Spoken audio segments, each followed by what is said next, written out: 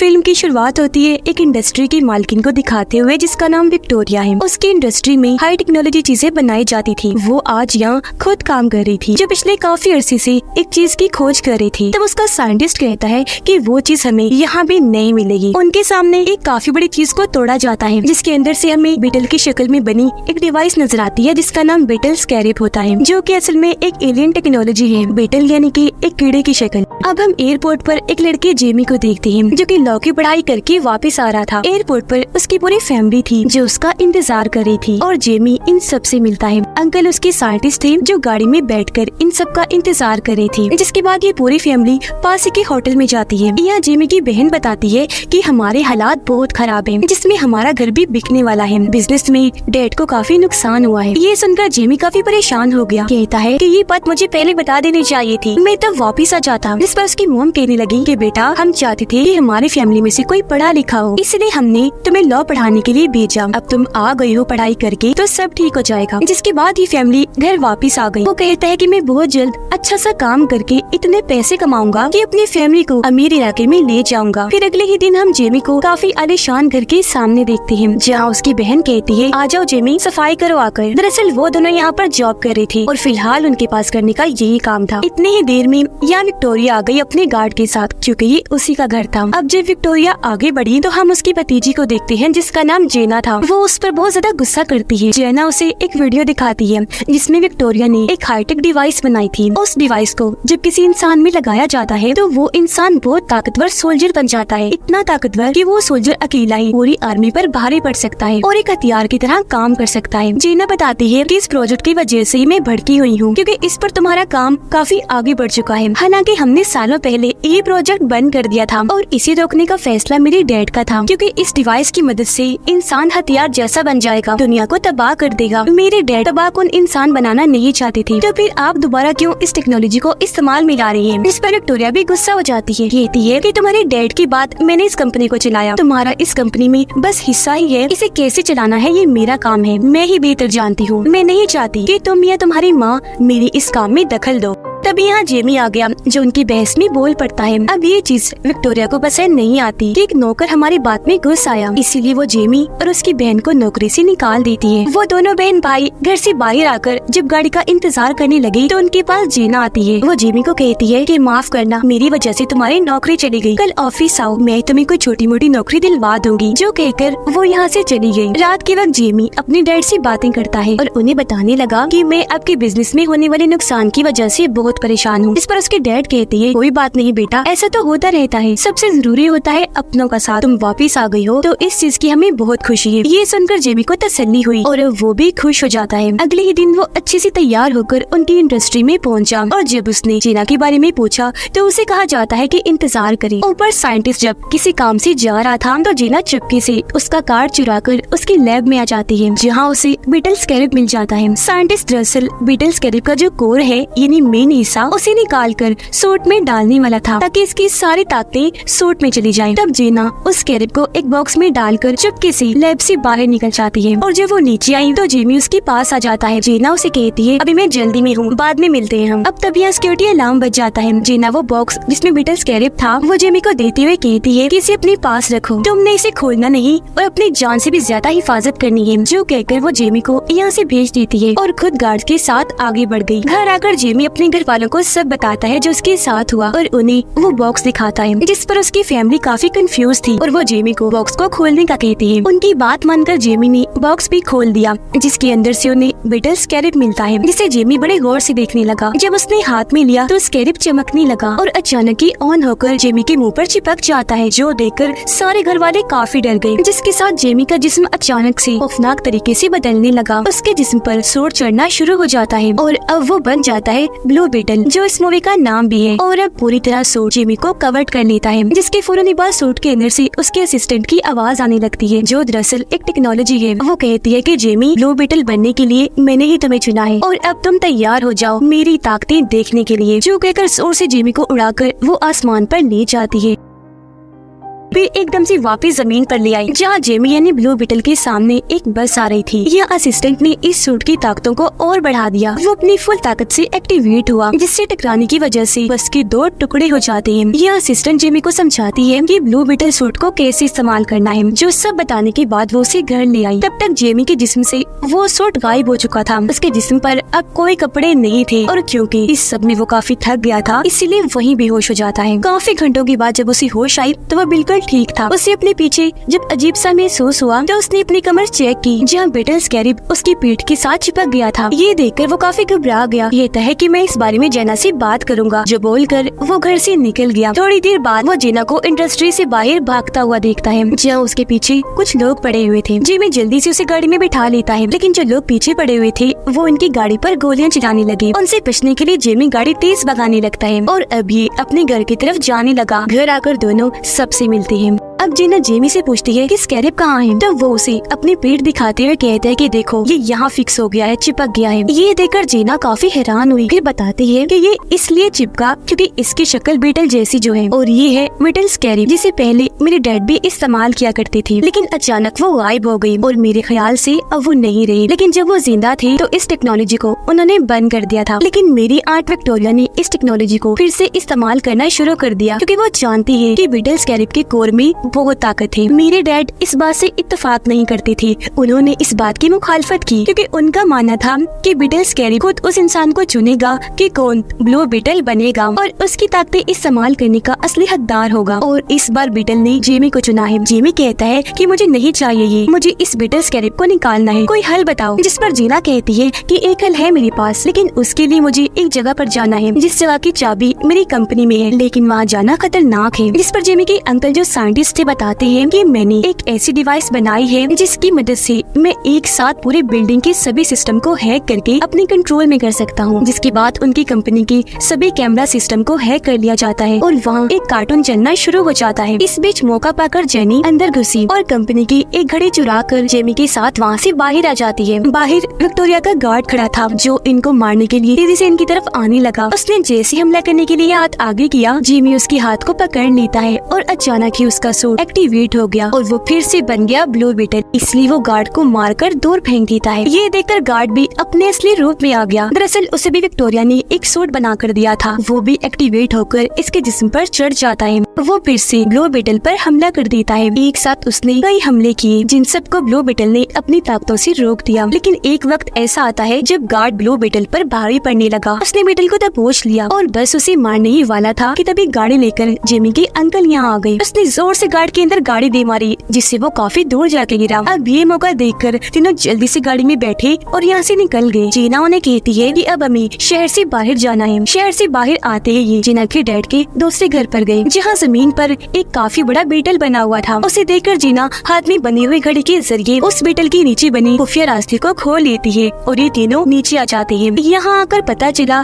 कि सबसे पहले ब्लू बीटल जीना के डैड थे। उन्होंने ही सबसे पहले बीटल स्कैरिब की ताकतों और टेक्नोलॉजी को इस्तेमाल किया। अब यहाँ की हर एक चीज को देखकर जेमी के अंकल काफी मुतासिर हुए और वो बीटल स्कैरिब की टेक्नोलॉजी को समझने लगते हैं, जिसके मुताबिक अगर स्कैरिब ने खुद को किसी के साथ जोड़ लिया तो उसे अलग नहीं किया जा सकता। तो जाहिर है ये बीटल स्कैरिब अब जेमी से अलग भी नहीं किया जा सकता। वो उस इंसान की हर एक सेल से जुड़ जाती है और अगर ऐसा हुआ तो इसमें जेमी की मौत हो सकती है। अब ये सुनकर जेमी को काफी गुस्सा आ जाता है। वो वहाँ से निकलकर छत पर आकर बैठ गया। थोड़ी देर की बाद उसके अंकल भी उसके पास आकर बैठ गए और जेमी को समझाने लगते हैं कि जेना की मदद से तुम्हें जो पावर मिली है वो काफी अच्छी है। जिन पावर्स के लिए लोग तो तरसते हैं तो तुम्हें वो ऐसे मिल गई। तभी छत पर जीना भी आ गई। देखती है कि एक हाईटेक प्लेन शहर से उड़ा और अब जेमी के घर की तरफ आ रहा है। उसे शक हुआ। उसने इस बारे में जेमी और उसके अंकल को बताया। ये लोग देखते हैं कि प्लेन में भी बहुत सारे लोग हैं और इनके घर के बाहर भी बहुत सारे सोल्जर्स खड़े हैं। ये देखकर जेमी समझ गया कि हम पर कोई मुसीबत आने वाली है। उसे अपनी फैमिली की फिक्र थी तो उनकी मदद करने के लिए वो चिल्लाने लगा ताकि उसका सूट ऑन हो जाए, लेकिन ऐसा नहीं होता। इससे जेमी समझ गया कि ये सूट मुझे मुसीबत में देकर ही एक्टिवेट होता है, इसीलिए वो वहाँ से कूद पड़ता है। अब वो नीचे गिरकर मर ना जाए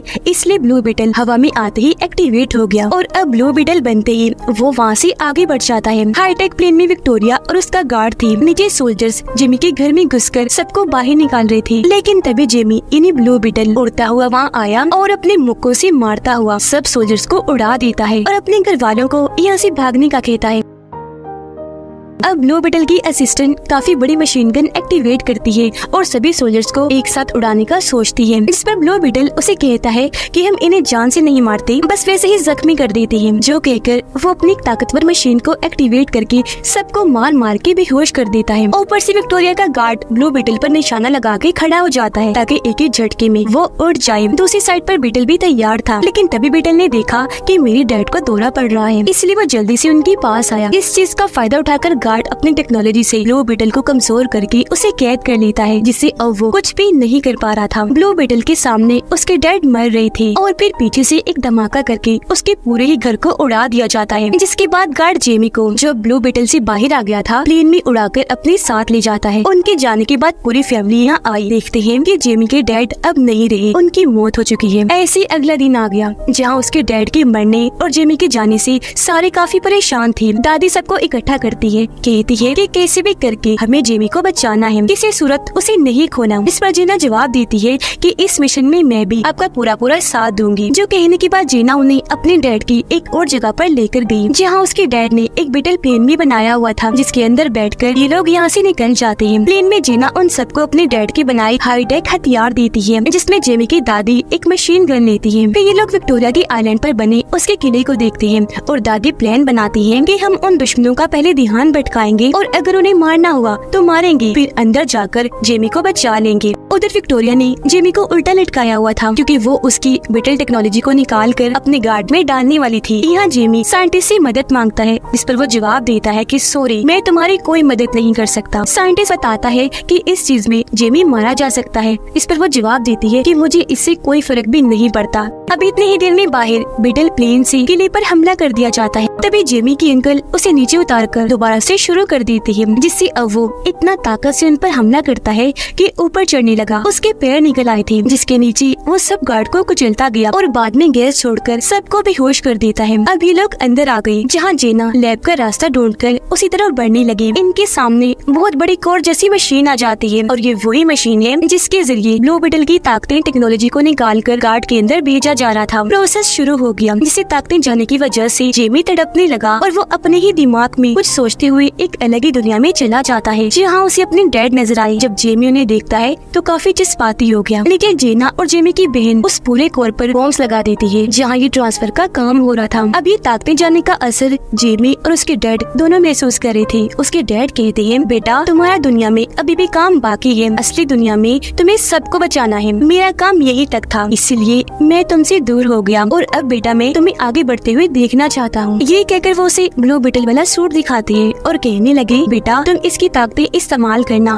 और दुनिया को बचाना। मैं हमेशा तुम्हारे दिल में रहते हुए तुम्हें महसूस होता रहूंगा। जो कहकर वो यहाँ से गायब हो जाते हैं। अब ये जगह टूटना शुरू हो गई, क्योंकि तबाह हो रही थी। सब कुछ तहस-नहस होने से पहले जेमी ठीक वक्त पर अपने ब्लू बीटल वाले सूट को हाथ लगा देता है, जहाँ बाहर तब तक उसकी सारी पावर्स और टेक्नोलॉजी को उसमें से निकाल कर गार्ड में डाल दिया गया था। और अब गार्ड अपनी नई टेक्नोलॉजी के साथ बिल्कुल तैयार था। लेकिन इससे पहले कि जेमी मरता, जीना वहाँ धमाका कर देती है, जिससे वो पूरी कोर मशीन तबाह बर्बाद हो जाती है, क्योंकि वहाँ धमाका ही बहुत बड़ा हुआ था। और ऐसा होते ही जेमी उनकी कैद से आजाद हो गया। वो अपनी ताकतों को एक्टिवेट करने की कोशिश करने लगा, इस पर असिस्टेंट कहती है कि ब्लू बीटल के एक्टिवेट होने में थोड़ा वक्त लगेगा, क्योंकि वो चार्ज नहीं है। अब यहाँ से साइंटिस्ट जेमी की मदद करता है भागने में, और जब इस बात का गार्ड को पता चला, उसने साइंटिस्ट को मार दिया। जेमी वहाँ से भागता है और गार्ड, जो अपने सूट के साथ बिल्कुल तैयार था, वो अपना कोई भी हथियार इस्तेमाल कर सकता था। और उसे ऐसे पाकर विक्टोरिया काफी खुश थी।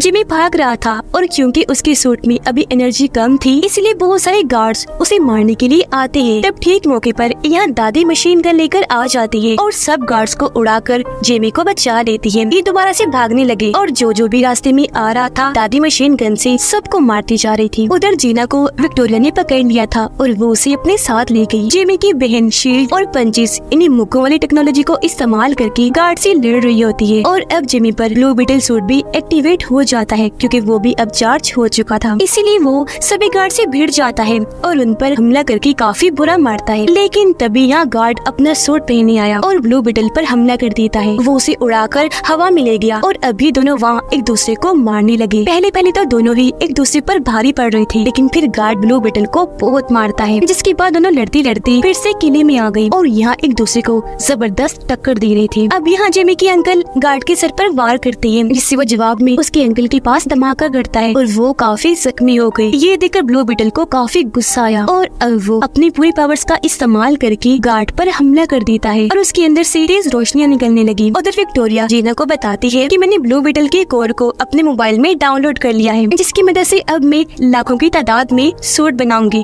और मुझे रोकने वाला भी कोई नहीं होगा। अब ये सुनकर जीना को गुस्सा आ गया और वो वहाँ बीटल टेक्नोलॉजी वाली च्युइंगम को थूक देती है, जिससे वो हर तरफ फैलने लगी। ऐसा करने के बाद जीना गार्ड्स को काफी मारती है। नीचे ब्लू बीटल ने गार्ड को काफी मारकर बुरा हाल कर दिया था। वो उसे नीचे लिटाकर गला काटने ही वाला था कि तभी असिस्टेंट उसे ऐसा करने से मना करती है और उसे किसी की जान न लेने वाली असूल को याद करवाती है। इस पर रोते हुए जिमी बोला कि इसने पहले मेरे डैड को मारा और फिर मेरे अंकल को बॉम्ब से जख्मी कर दिया और अब मैं भी इससे बदला लूंगा। ये सुनकर असिस्टेंट उसे गार्ड की जिंदगी दिखाती है कि वो अपनी मोम के साथ रहा करता था, लेकिन एक दिन मिसाइल के हमले से उसकी मोम की मौत हो गई और क्योंकि वो अकेला रह गया था तो उसे जबरदस्ती आर्मी में भेज दिया गया। लेकिन एक दिन बॉम्ब पर पैर आ जाने की वजह से गार्ड का पूरा जिस्म तबाह हो गया और जब इस बारे में विक्टोरिया को पता चला तो उसने फायदा उठाकर गार्ड को अपने एक्सपेरिमेंट तजुर्बे में इस्तेमाल किया, उसे नया जिस्म दिया, जिसके बाद वो उसे अपने हिसाब से चलाने लगी। अब ये गार्ड जो कुछ भी करता है उसके पीछे विक्टोरिया का हाथ होता है। तो अब यहाँ जेमी उसे कुछ नहीं कहता, छोड़ देता है। उधर जीना अपनी आंट विक्टोरिया का फोन ही तोड़ देती है, जिससे उसका फोन तबाह होने से अब उसके पास ब्लू बीटल की टेक्नोलॉजी नहीं रही, तो अब वो खतरनाक सूट भी नहीं बना पाएगी। अब गार्ड विक्टोरिया के पास जाता है, जहाँ वो उसे हुक्म देती है कि जाओ जेना और ब्लू बीटल को मार दो, लेकिन इस बार वो ऐसा नहीं करता, बल्कि विक्टोरिया को पकड़ के अपनी मोम को याद करके अपना सूट तबाह कर देता है, जो देखकर जेना और जेमी जल्दी से आकर बैटल प्लेन में बैठ जाते हैं। वहाँ काफी बड़ा धमाका होने लगा, जिसमें गार्ड और विक्टोरिया के मरने के साथ साथ पूरा किला भी तबाह हो गया, जबकि वो सारे लोग बैटल प्लेन में बैठकर वहाँ से निकल गए। जेमी देखता है कि मेरे अंकल मरे नहीं बल्कि जिंदा बच गए थे, तो उन्हें देखकर जेमी बहुत खुश हो जाता है। कुछ दिन के बाद दिखाया गया कि विक्टोरिया के मरने के बाद अब जेना इस इंडस्ट्री को चलाने वाली है। वो खबरों में बताती है कि मैं कंपनी में हो रहे गलत कामों को रोककर कंपनी को अच्छे रास्ते पर चलाऊंगी। अब घर में जेना आई, जो कहती है कि मैंने आप सबकी मदद करने के लिए इस पूरी जगह को खरीद लिया है और मैं ये जगह वापस आपको तोहफे में दे रही हूँ, आप यहाँ अच्छी जिंदगी गुजारिए। जो सुनकर सारी फैमिली बहुत खुश हो जाती है। अब जब जेना वहाँ से जा रही थी तो उसे छोड़ने जिमी भी उसके साथ आया। वो यहाँ उसे अपने दिल की बात करता है कि मैं तुमसे प्यार करता हूँ, मुझसे शादी करोगी? ये सुनकर जीना बहुत खुश हो जाती है और हाँ बोलकर दोनों गले से लग जाते हैं। अब तब यहाँ जेमी का ब्लू बीटल सूट फिर से एक्टिवेट हो गया, जिसके साथ दोनों हवा में उड़ते उड़ते काफी ऊपर चले जाते हैं और अपनी इस सैर को काफी एंजॉय करने लगे। और इसी के साथ इस फिल्म के यहीं पर हैप्पी एंडिंग हो जाती है।